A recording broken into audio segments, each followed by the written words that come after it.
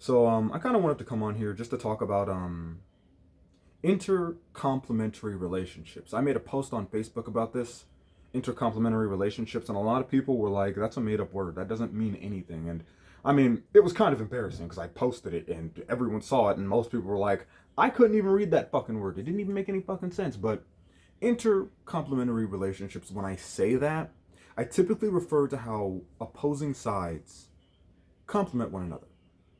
Kind of like how left complements right. What would be a left without a right? I mean, your thumbs would literally look the same and it would be ugly. It needs like a balance, basically, is what I'm saying. And this is kind of referring back to the argument with an atheist, because when I argued with him, he really sent me on my own path to just be more like myself, you know?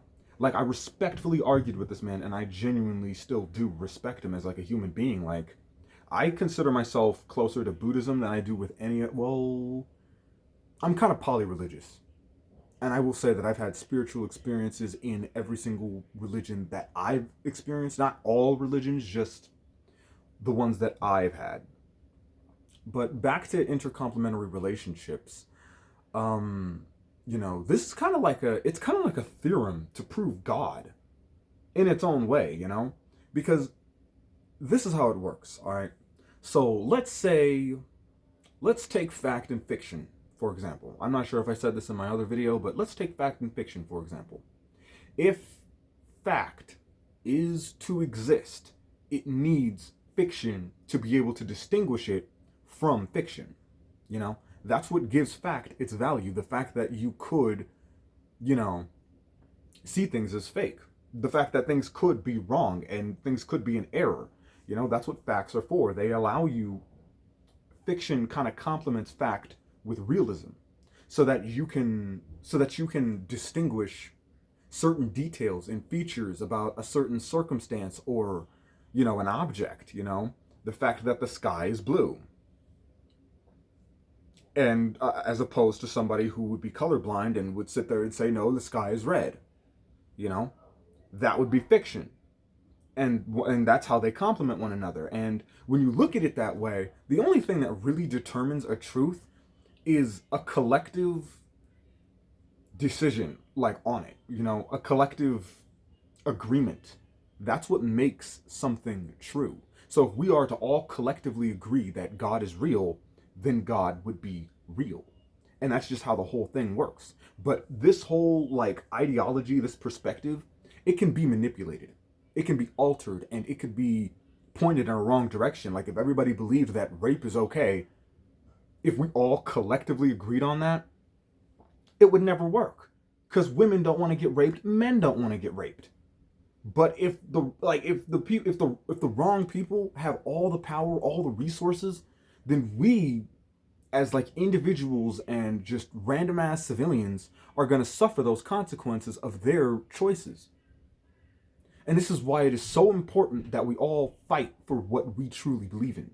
And I will sit here and I will fight for God, because I've never been in an argument with an atheist, and that kind of sent me on my way.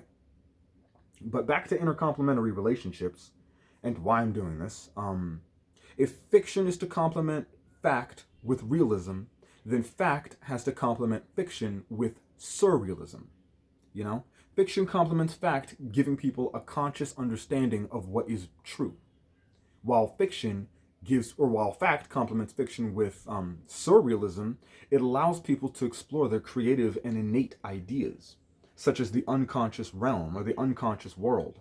And he was kind of calling me delusional for this stuff, but let me explain to you how the mind actually works. Because when you do trip psychedelics and you smoke a little bit of weed right after that, or you put them together, it's kind of like you daydream. That to me is the only thing that's what makes an illusion an illusion. And there are good parts of the mind that you can pull out of yourself. There are bad parts of the mind that you can pull out of yourself. If you are to smoke meth, you're going to pull demons out of your head, because it's something that brings people great shame and addiction. And when you don't have control over yourself, well, yeah, you aren't even you anymore if you can't exercise any authority over your own choices. And if your choices are all governed by, some substance, that you have to, or that you believe that you have to depend on. But there are also other ones, like psychedelic mushrooms or acid. And when you take this stuff, it brings out the right part of your mind, depending on who you are and how you feel about yourself. Most people, according to studies, have had spiritual experiences off of shrooms. So, I mean, it goes to say that sometimes it kind of depends on your mental state of mind and your well being, but not everybody is well with who they are. And in today's society, it completely makes sense. You can't live up to any of these cultural standards because nobody even knows what's fact or fiction. We all have to abide by these, transsexuals who wanted to change their genders and say, hey, you have to call me this now. It made up a whole new world, like made up, and they made up a whole new world that nobody, cohesively agreed with. And that was kind of fucked up. You apply society and all of this, this economic crippling, and it's like no wonder people are being pushed to the absolute like insane because they don't know how to survive in this climate and because we as a nation go by a flawed system. But this is a topic for an entirely different video. Right now, I'm trying to talk about intercomplementary relationships and how you can use the yin and yang as a theorem to prove that God is real. And this is how it works, So back to fact and fiction, and I know I keep on coming back to that. But if fiction is to complement fact with realism, fact is to complement fiction with surrealism, and that's how they get their value. That's how people are even able to utilize them in abstract art or in everyday language. But now, knowing that that theorem is how opposites complement one another, giving them their value, how would life complement death? And how does death complement life? Now, when you look at it, death complements life with fundamental misery. People die. People catch AIDS. People get sick. People do drugs. People get raped. You know, people get killed over nonsense. And that's how death complements life with fundamental misery. Because if you didn't know that you were gonna die, you would never be worried. You would never even want to get up to go and try to live, which is why it needs to be fundamentally miserable. So if death complements life with fundamental misery, then it would only, in a modal logical sense, life can only complement death with fundamental glory. And that's if life complements death. Because truth be told, death can insult life, just as life can insult death. But this system of yin and yang, is based off of your decisions and your actions and how you go about your life. Your merits and your karma. And I know all of this might sound a little insane, but just about this whole world is insane. And trying to keep your head on through it all is not easy. Especially when you have family members that you're losing left and right, or you just like you've been betrayed, or there's a plethora of reasons for why you could be dissatisfied with your life. But I'm here to tell you that God is real, and that this man is, to me, I feel like if we do talk about big conversations such as God or philosophy, we have to first narrow down the definitions. And we have to see if we can agree with the same definition. Because I could sit here and say metaphysics and refer to the soul, refer to the nature of reality. Some people will say metaphysics and think of it as like, something scientific. And that's not really, some people have a scientific understanding of metaphysics. Some people have a philosophical understanding of metaphysics. And if we are to, get down to an actual point in where one of us actually benefits from this conversation and some of us open our eyes to the other person's perspective, then that's the only way that's the only way this could actually work, so that we're on the same page. Because communication is just that important. But no, God is 100% real. And you cannot tell me otherwise. Because when you look at it, abstract concepts are literally what organize and orchestrate reality, whether it be through soundness, communication, time, morals, intrinsic laws. All of these things are applicable to a social structure and what one should ideally look like. And if it is not coinciding with the universe, then we as a people have failed only ourselves. If we as a people are not aligned with the universe, then none of us can truly be satisfied with who we are. Because when you are one with the entirety of the universe, there really isn't much that can stop you after that. You are free now, but you're probably lost on what I'm talking about because I'm sort of referring to chakras without saying them. And, finding your role within the universe is a purpose that will fulfill you with ultimate satisfaction. And when you understand that this is where you are meant to be and that there's nothing that can remove you from that mountain, then you found yourself. A lot of people don't know who they are. A lot of people only know themselves for other people. They don't know themselves for themselves. And then even when they do, they feel like it's too much power. And instead they abuse themselves. They just go about everything in the wrong way because it's like, well, I have all this knowledge, I need to explore everything. And they end up doing like hardcore drugs. And I mean, there will be some of the like finest intellectuals that you've ever met in your entire life that have all this potential and will still sit there and be like, well, cocaine isn't that bad.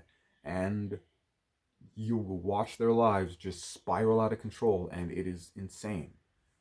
It's an ugly disease. It's the devil's disease. At least that's how I like to look at it. Whether it be cocaine, methamphetamine, whether it be fentanyl, heroin, all of that stuff is orchestrated by the devil. The devil is what relies on, materialistic substances to, ruin society and ruin life so that we as a people are divided. And if we're divided, then how exactly is that aligned with the universe? If the universe itself is about unity and everything within it is technically together through space. And it looks like a beautiful picture looking out above the clouds and into the sky. You know? So, I mean, I'm just saying, like, there's a whole lot to learn from the universe in itself. Because how I like to define God is that he is an entity that is one with the entirety of the universe, but he's also an energy that humans can consciously harness and bring forth into reality. Because we do have that much power, I'm going to have to ask you to not have limited beliefs. Do not believe in any kind of wall within your own mind, because it's infinite up there. There are mystical properties to the human psyche. And when you look into it, when you truly trip psychedelics, it cultivates a different type of karma, a different perspective. But again, this is all depending on your well-being and who you are as a person, if you truly love yourself. And when you truly love yourself, you won't feel lost.